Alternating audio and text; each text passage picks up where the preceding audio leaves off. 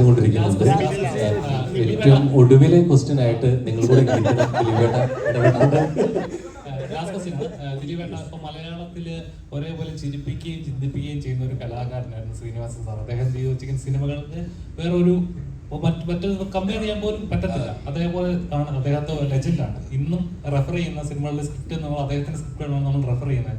അപ്പം ഇനി അങ്ങനത്തെ ഒരു സിനിമകൾ അതേപോലെ ചിന്തിപ്പിക്കുക ഇന്നത്തെ ഒരു സൊസൈറ്റിയിൽ അതേപോലെ സിനിമകൾ മിസ് ചെയ്യുന്നുണ്ട്.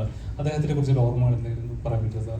അല്ല, അദ്ദേഹം നമ്മുടെ മലയാള സിനിമയ്ക്ക് കിട്ടിയ ഏറ്റവും മറ്റുള്ള ഇതുപോലെ ഒന്നും അല്ല വെച്ചാൽ റൈറ്റർ എന്നുള്ള രീതിയിൽ അദ്ദേഹം ഉണ്ടാക്കിയിരിക്കുന്ന സിനിമകളിലൂടെ വന്നിരിക്കുന്ന കഥാപാത്രങ്ങൾ സമൂഹത്തിലെ ആക്ഷേപഹാസ്യത്തിൽ നമ്മളെ ചിരിപ്പിക്കുകയും ചിന്തിപ്പിക്കുകയും ചെയ്തിട്ടുള്ള ഒരാളാണ്.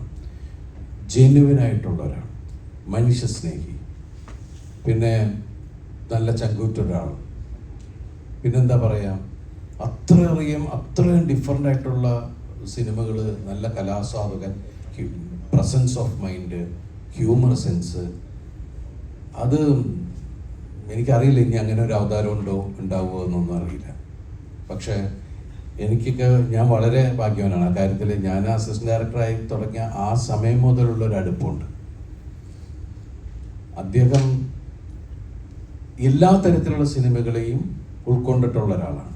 ഒരിക്കൽ പാസഞ്ചർ എന്ന് പറഞ്ഞ സിനിമയുടെ കഥ വന്നപ്പോൾ എന്നെ വിളിച്ചിട്ട് ദിലീപ് ഒരു വേറെ ടൈപ്പ് സംഭവം വന്നിട്ടുണ്ട്, കേട്ട് നോക്കൂ, എന്നിട്ട് അത് ഓക്കെ ആണെങ്കിൽ നമുക്ക് പിടിക്കാം. അപ്പം എൻ്റെ അടുത്ത് ഞാൻ കഥ പറഞ്ഞ് കേട്ടപ്പോൾ ഇത് വേറെ തരത്തിൽ എനിക്ക് തോന്നുന്നു ന്യൂ ജനറേഷൻ സിനിമയുടെ തുടക്കം ആ സിനിമയാണ് പാസഞ്ചർ. ആ പാസഞ്ചർ എന്ന് പറഞ്ഞ സിനിമയിൽ വേറെ തരത്തിലുള്ള അതിനും ഈ സ്ക്രിപ്റ്റിലും ഒക്കെ ശ്രീനേട്ടൻ്റെ സൂപ്പർവൈസേഷൻ എന്ന് പറയുന്ന പോലെ കയ്യും ഒക്കെ ഉണ്ട് ആ സിനിമയിൽ. അപ്പോൾ അതുപോലെ ഡയറക്ടറായിരുന്ന സമയത്ത് അദ്ദേഹം രണ്ട് സിനിമയിലും ചെയ്തു. ആ രണ്ട് സിനിമയും നമുക്ക് എടുത്തു വെക്കുന്ന രണ്ട് സിനിമകൾ തന്നെയായിരുന്നു.